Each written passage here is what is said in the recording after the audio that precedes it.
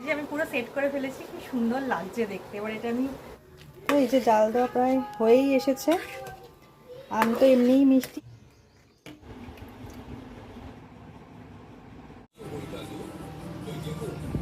Morning.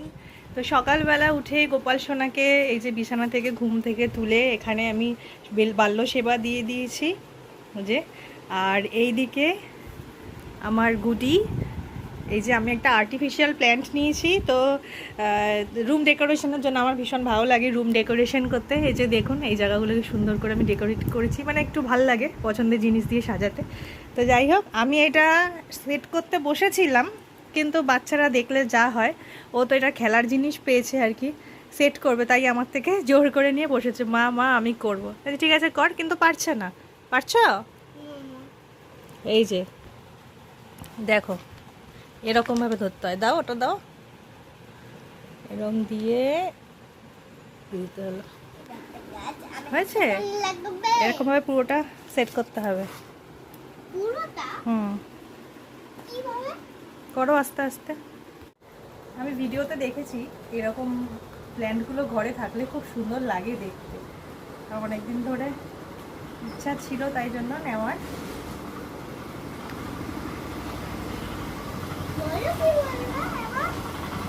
এটা হচ্ছে না কেন?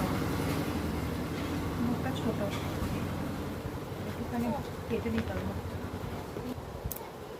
এই যে আমি পুরো সেট করে ফেলেছি, কি সুন্দর লাগছে দেখতে। এবার এটা আমি রাখবো ঘরের মধ্যে, দেখাচ্ছি কেমন লাগে। খুব সুন্দর হয়েছে। তো এই যে আমি ভাবছি এই জায়গাটাতেই এখন রাখি, অন্য কোনো টব আমার কাছে এই মুহূর্তে নেই।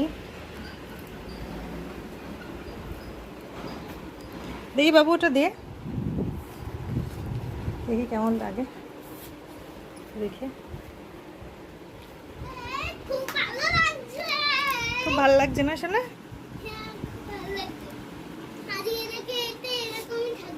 আচ্ছা, সত্যি খুব সুন্দর লাগছে দেখতে।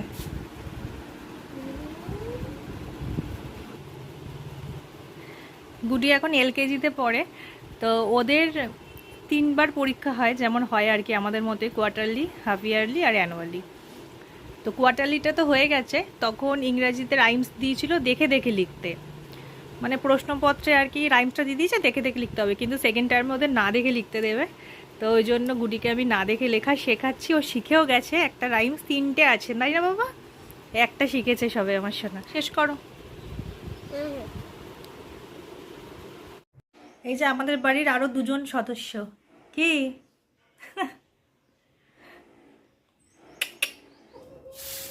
কালকে ঝড় বৃষ্টি হলো না একটু, তাই অনেকগুলো আম পড়ে গেছে গাছের। তার মধ্যে কিছুটা এখানে রয়েছে যেগুলো প্রচণ্ড পাকা, সেগুলো কারণ হচ্ছে আমি এখন এগুলো দিয়ে আম সত্ত্ব বানাবো।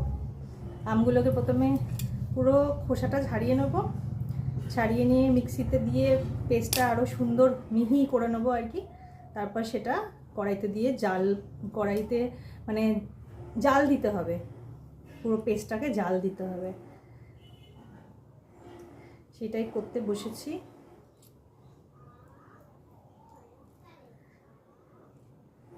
আমাদের গাছে এবারে প্রচুর আম হয়েছে। 1 বছর হয় আর 1 বছর হয় না, আমাদের গাছটা এরকমই। আগের বছর হয়নি আম, আর এবছর অনেক আম হয়েছে। আর আম হলে আমাকে তো দেখতে নেই, আমি যে দিনে কটা আম খাই মানে তার কোনো হিসাব নেই, কারণ আমি আম খেতে ভীষণ ভালোবাসি। বাবু, যে আমগুলো সব ছাড়িয়ে চটকানো হয়ে গেছে, আটিগুলো ফেলে দিয়েছি। এবার এটাকে একটু মিক্স করে নেব, তাহলে মানে একটু যে গোটা গোটা ব্যাপার আছে সেগুলো সব মিহি হয়ে যাবে। তারপর জাল দেব। বড় মিক্সির বাটিটা আমাদের খারাপ হয়ে গেছে, তাই ছোটোটাতেই একটু একটু করে করতে হবে।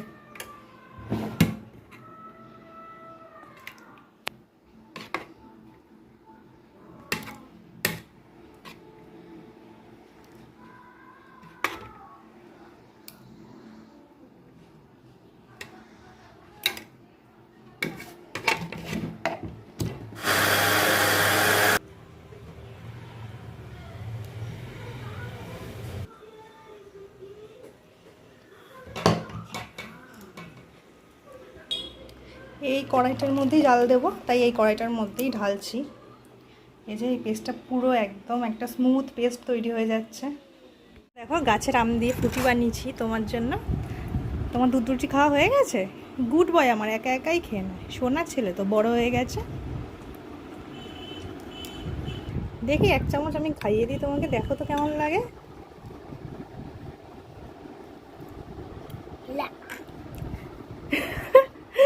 কি ভালো লাগেনি বাবা?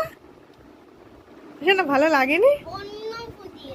আর দোকানের মতন হয় না কি শোনা, এ তো আমি গাছের আম দিয়ে একটু চিনি দিয়ে তোমাকে, এটা আমের জুস, এটা ফুটি নয়, আমের জুস, খেয়ে নাও।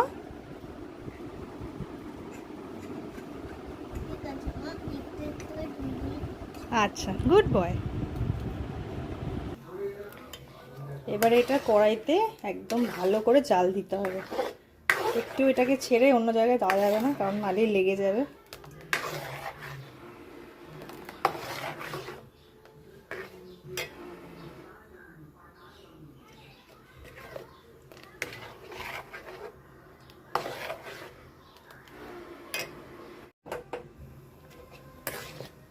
তো এই যে জাল দেওয়া প্রায় হয়েই এসেছে। আম তো এমনিই মিষ্টি, কিন্তু তাও প্রয়োজনে পরিমাণ মতন চিনি দেওয়া যেতে পারে, স্বাদ হিসাবে আর কি।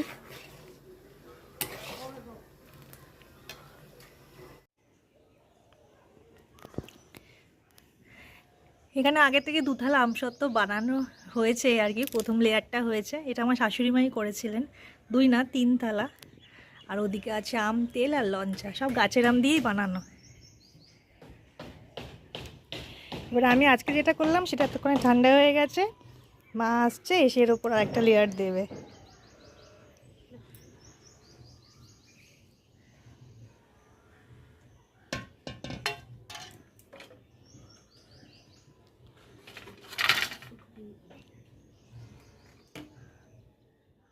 তারপর আমি স্নান সেরে চলে এসেছি। আজ যেহেতু বৃহস্পতিবার, তাই প্রতি বৃহস্পতিবার আমি মা লক্ষ্মীকে মানে সারা সপ্তাহ যেই জামা কাপড়টা পরে থাকে সেটা ছাড়িয়ে স্নান অভিষেক করিয়ে একটা অন্য জামা পরাই।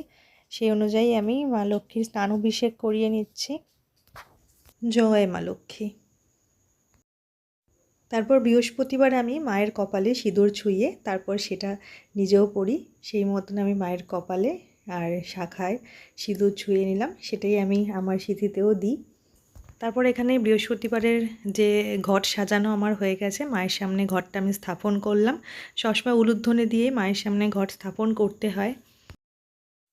প্রতিদিন আমাদের গাছের ফুল দিয়েই পুজো দিই, আমাদের গাছে যা ফুল ফোটে তাতেই হয়ে যায়, শুধু বৃহস্পতিবারটাই ফুল কিনে আনতে হয়, যেহেতু আম শাখা, পান, কলা এইসব লাগে। যাই হোক, এখানে গাছের ফুল, কেনা ফুল, দুটো ফুল দিয়েই আজকে পুজো দিয়ে দিয়েছি মাকে সুন্দর করে সাজুগুজু করিয়ে। আর এদিকে আমার গোপাল সোনা থাকে, সেখানে আমি গোপাল সোনাকেও মধ্যাহ্নে ভোগ নিবেদন করে দিয়েছি। আর আমি গোপাল সোনার স্নান একেবারে সকালবেলাই করিয়ে নিই, ঘুম থেকে তোলার পরে, গরমকালে। শীতকালটায় বেলায় করাই। তো যাই হোক, আজকের ভিডিওটা এতটুকুই থাকলো, আবার দেখা হবে পরবর্তী কোনো ব্লগে। আশা করি ব্লগটা ভালো লেগেছে। ভালো লাগলে অবশ্যই কমেন্ট করে জানাবেন আর একটা লাইক করবেন। বাই।